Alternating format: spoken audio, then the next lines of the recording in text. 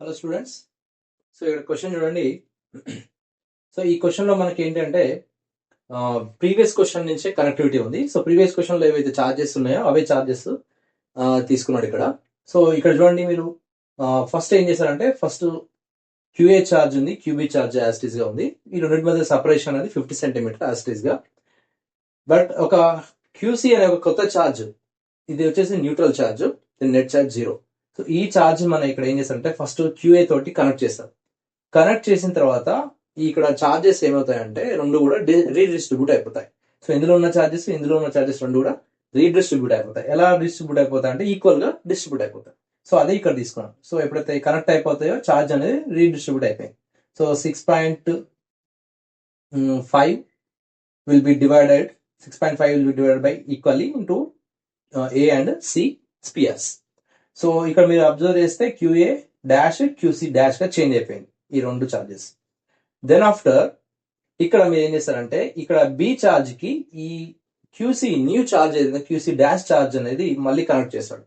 So connect చేసిన తర్వాత ఏమైపోతుంది, మళ్ళీ అగైన్ ఛార్జ్ అనేది రీడిస్ట్రిబ్యూట్ అయిపోతుంది, ఈక్వల్ గా డిస్ట్రిబ్యూట్ అయిపోతుంది రెండు స్పియర్స్ లోకి.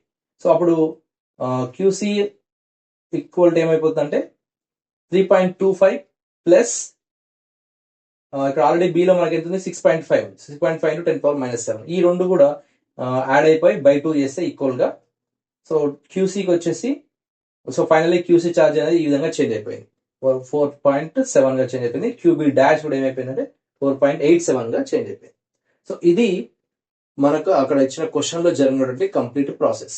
సో నౌ ఇప్పుడు ఏం చేయమంటాడు, ఆఫ్టర్ కంప్లీటింగ్ దీ స్టెప్స్ ఇవన్నీ చేసిన తర్వాత ఇప్పుడు క్యూఏ డాష్ కి క్యూబీ డాష్ కి ఏదైతే ఉందో ఛార్జ్ మధ్యలో 50 సెంటీమీటర్ ప్లేస్ చేసినప్పుడు నెట్ ఫోర్స్ ఎంత ఉంటుంది అనేది క్వశ్చన్ లో అడుగుతున్నాడు. సో ఈ విధంగా రీడిస్ట్రిబ్యూట్ చేసిన తర్వాత మనం మళ్ళీ కొత్త ఛార్జెస్ తీసుకోవాలి. ఇక్కడ కొత్త ఛార్జెస్ వచ్చి మనకు 6.25 అయిపోయింది, 4.87 అయిపోయింది.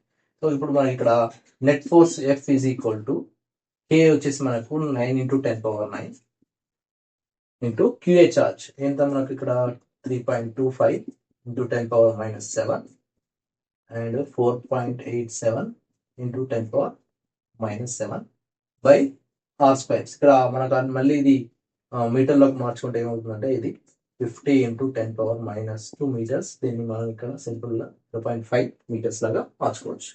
సో ఇక్కడ 0.5 × 0.5 అగైన్. సో దీన్ని కంప్లీట్ గా సింప్లిఫై చేస్తే మీకు వచ్చే ఆన్సర్ 5.7 × 10⁻⁻³ మీటర్స్. సో ఇది ఈ క్వశ్చన్ సంబంధించిన ఆన్సర్. సో ఈ సింప్లిఫికేషన్ మీకు అర్థమైంది అనుకుంటున్నాను. Thank you very much.